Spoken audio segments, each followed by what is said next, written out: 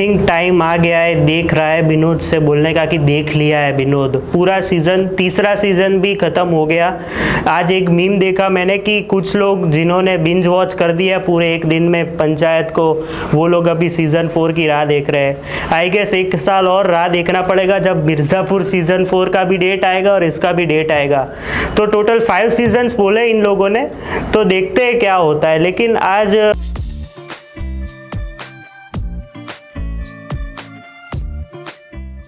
तो हाँ, panchayat season 3 actually ये सीज़न ना पहले लोग बोल रहे थे कि नवंबर में आएगी और मिर्ज़ापुर आएगा दिसंबर में। लेकिन हुआ क्या कि ये अभी आ रही है और एक सोर्सेज से पता चला कि मिर्ज़ापुर सीज़न 3 का ट्रेलर या फिर वो पूरी सीरीज़ जुलाई में आ रही है। तो हमारे लिए तो डबल धमाका ही हुआ। तो मिर्ज़ापुर 3 जो है वो एक्चुअली में सीज़न 2 के बाद जिस तरह से एंड हुई थी वैसे तो शुरू नहीं हुई है, क्योंकि उनको भी पता है कि अगर वो पूरी प्रोसेस दिखाते तो 10 एपिसोड्स तो मिनिमम लग ही जाते, लेकिन वो होता तो भी कोई मतलब फॉल्ट होता ही नहीं। लेकिन फर्स्ट 3 एपिसोड्स जो है वो एक पर्टिकुलर स्टोरी के ऊपर रिवॉल्व करते हैं, इंक्लूडिंग प्रहलाद जी का जो कैरेक्टर है, जो जहाँ से उन्होंने छोड़ा था उधर से इधर 3rd एपिसोड तक। तो वो जो है, और ऊपर से जो उनका जो डायलॉग जो आजकल बहुत वायरल हो रहा है कि समय से पहले कोई नहीं जाएगा, ना आप ना मैं ना कोई और, कोई भी नहीं, वो जब फर्स्ट एपिसोड में आता है ना, मतलब उसके बाद जो 2nd 3rd एपिसोड में जब वो रोते हैं खुल के और फिर जो सारी फ्रस्ट्रेशंस और सब निकल जाता है। ऊपर से ये सीरीज़ में मैंने ना एक चीज़ बहुत देखी कि ये लोग वोट्स इतने दे रहे हैं ना कि कहीं कहीं पे ये सीरीज़ फिलोसॉफिकल भी बहुत है, कि लाइफ लेसन भी दे रही है कि क्या होता है क्या नहीं होना चाहिए, कैसे अगर एक सिचुएशन में तुम फंस गए हो तो दूसरे का जो अभी तुम्हें करना है तैयारी वो कैसे करनी चाहिए और कैसे अचानक से आके सब कुछ ठीक कर देना चाहिए। मतलब जिन्होंने देखी है वो समझ गए होंगे कि मैं क्या कहना चाह रहा हूँ। लेकिन ओवरऑल सीरीज़ जैसे ही पॉलिटिकल एंड में आती है या फिर पॉलिटिकल का ही पूरा जो ट्रेलर में दिखाया गया था, क्योंकि ट्रेलर में मैं मिसलीड किया गया था कि हमें ऐसा लगा था कि चुनाव आएंगे तो ये 15 अगस्त और प्रधान जी दोनों के बीच में वोट का मतलब इलेक्शन होगा। ऐसा है ही नहीं, ऐसा है ही नहीं। मतलब सचिव जी का ट्रांसफ़र कैसे हुआ, फिर वो जो पीएम आवास योजना कैसे मतलब जो शुरू हुई वो किस तरह से, उसके ऊपर भी फोकस किया गया है। फिर जो लव स्टोरी है इसके ऊपर भी फोकस किया ही गया है। और लास्ट में एक शॉकिंग ट्विस्ट है जो लीड करेगा सीज़न 4 में, और सीज़न 4 की स्टोरी ये है कि जैसे ही वो ख़त्म होगा तो सीज़न 5 आएगा, तो उसके लिए राह देखनी पड़ेगी। मेरे को थोड़ी पता क्या आएगा, मतलब आएगा तो सही, 5 सीजन्स तो बोला ही है। तो मेन स्टोरी यही है कि सचिव जी वापस गांव में आ गए, कैसे आ गए वो आपको देखना होगा तभी पता चलेगा। और आते ही वो वापस प्रॉब्लम्स फेस करते हैं, स्पेशली प्रधान जी के रिलेटेड, तो उसके साथ उनको बैटल करना है, ऊपर से भूषण के साथ करना है। उसके ऊपर से अगर जिन्होंने मतलब वो एपिसोड्स चेक किए हैं टोटल, उसमें से एक कैमियो है सीज़न 1 का। एक चीज़ इसमें पॉजिटिव ये है कि जो सीज़न 1 में जितने कैरेक्टर्स थे जो सीज़न 2 में बिल्कुल भी नहीं थे, क्योंकि मेन फोकस था ये 5 कैरेक्टर्स के ऊपर, इंक्लूडिंग नीना गुप्ता और सनविका के साथ। तो ये जो 5 कैरेक्टर के ऊपर फोकस था वो सीज़न 3 में इन्होंने इवॉल्व करके पूरे जो सीज़न 1 में जो एपिसोड्स थे इसमें जो कैरेक्टर्स थे, जो पुलिस वाला था, फिर परमेश्वर जी थे, उनका जो दामाद था, वो सबको लोग वापस लाए हैं। तो वो एक बहुत बढ़िया प्लस पॉइंट है। ऊपर से थोड़े नए कैरेक्टर्स भी ऐड किए हैं, विनोद को थोड़ा ज़्यादा टाइम दिया है, मतलब सारे एपिसोड्स में। फिर वो जो एमएलए हैं, विधायक जी है, उनको भी ज़्यादा टाइम दिया है, स्पेशली जो एंडिंग एपिसोड्स में उसमें है। फिर जो 15 अगस्त का तो जो जिस तरह से वो आए थे, और मुझे नहीं लगता जिस तरह से उनका कैरेक्टर छोड़ा है वो अभी लास्ट सीजन तक रुकेंगे, या फिर जब तक उनके साथ कुछ खराब होगा और वो जब जैसे आएंगे तभी रुकेंगे।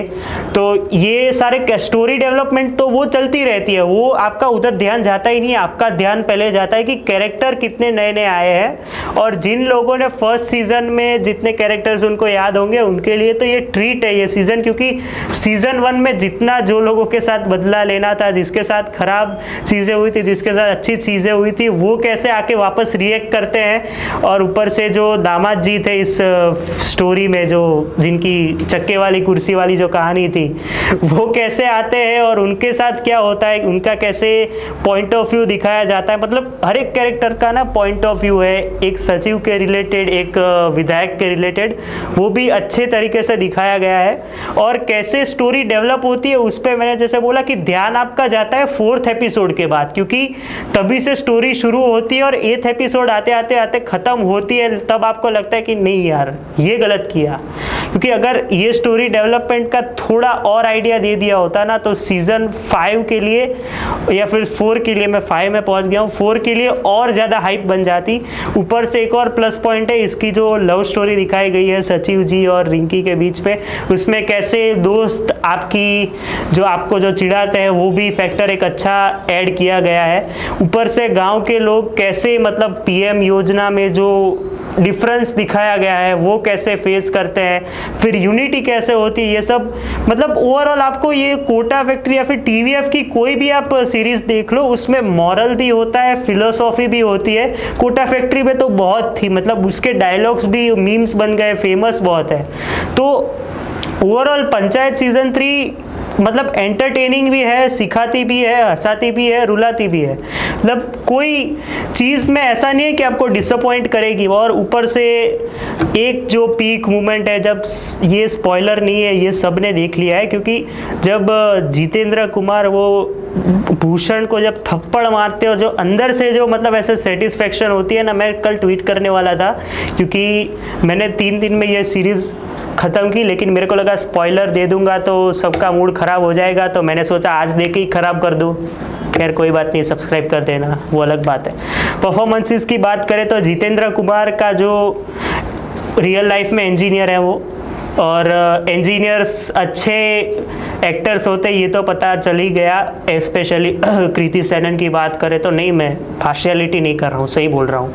फिर सन्विका का जो सेकंड सीज़न में जैसे काम शुरू हुआ था, फिर इस पे भी उनका चार्म वैसा ही है और उनकी जो स्टोरी है इनके साथ एकदम बढ़िया लग रही है। शायद 4th सीज़न एंड ऐसे हो सकता है कि इन दोनों की शादी की बात या फिर प्रपोज कर दे और पूरा 5th सीज़न इनके ऊपर ही हो, फोकस करे, तो ऐसे एंड हो सकता है और उस पर भी मज़ा आएगा। उसके बाद जो विधायक जी बने हैं उनका मेरे को ऐसा लगता है कि वो कहीं कहीं पे ना उनका चेहरा नसरुद्दीन शाह जैसा लगता है आपको, कि कहीं कहीं पे इधर से आप ऐसा फैक्टर देखिए, इधर से इनका फेस देखिए, और मैंने तो ऐसा सोचा था कि अभिषेक उपमन्यु जब बूढ़ा होगा तब ऐसा दिखेगा, मतलब कोई सेंस नहीं है इस बात की। लेकिन उनका काम भी मतलब जो हेटेड कैरेक्टर्स में जो ऐसा होता है ना कि वो जो पूरा रोल में घुस जाते हैं उसमें वो है। फिर जो भूषण जी का जो रोल कर रहे हैं उनको तो आप रियल लाइफ में तो नहीं, बट इसमें तो इतना हेट करोगे, मतलब इतनी हेट उनको शायद मिली नहीं होगी। इतना हेट जब कोई करता है तो आप साइमन डल से पूछ सकते हैं, क्योंकि उनको आरसीबी फैंस इतना ही हेट करते हैं। सॉरी, गलती से जानबूझ के बोल दिया। लेकिन हाँ, उसके बाद प्रधान जी है, फिर फैसल मलिक है जो प्रहलाद का रोल कर रहे हैं। फैसल मलिक का जो 3rd एपिसोड के बाद ट्रांसफॉर्मेशन है, जो जब वो हंसते हैं तब से जो उनका जो कैरेक्टर अपलिफ्ट होता है तो वो भी बढ़िया लगता है। स्पेशली जो लास्ट एपिसोड है जिसमें वो सब लोग गन लेके बैठे हैं, उस पर जो ऐसे ऐसे कर रहे हैं वो बहुत बढ़िया है। फिर चंदन रॉय है जो विकास बने हैं, उनका काम ऑब्वियसली हर बार जैसे वो क्यूट और सब एक्सप्रेशंस देते हैं उनका वैसा ही काम है। और दीपक कुमार मिश्रा जो इस सीरीज़ के डायरेक्टर हैं, जिनका आपने एक मीम देखा होगा, उसके बाद ये थोड़ी मैं बोल देता हूँ फिर हम वीडियो एंड करते हैं। एक मीम था जिसमें एक टीवीएफ वालों ने ना एक रोडीज़ के ऊपर एक सीरीज़ बनाई थी, मतलब रोडीज़ का स्पूफ बनाया था, जिसमें वो कुणाल कपूर भी, शायद वो आदित्य रॉय कपूर के भाई थे, वो थे। उसमें जो वो गाली देते हैं, मतलब वो जिस तरह से वो रघुराम का कैरेक्टर करते हैं, हाँ वो इस सीरीज़ के डायरेक्टर हैं।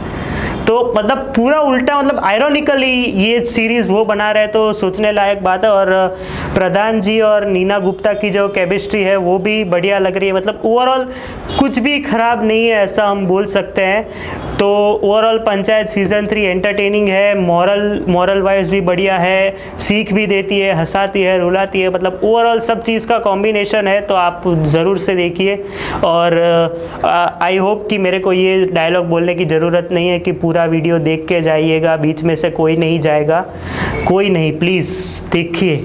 और अगर वीडियो पसंद आया तो लाइक कर दीजिए, शेयर कर दीजिए और सब्सक्राइब कर दीजिए। इस चैनल को हम 200 सब्सक्राइबर्स के बहुत करीब है, 20 रन चाहिए मेरे को 200 की सेंचुरी मारने के लिए, तो सब्सक्राइब कर दो। तब तक के लिए बाय।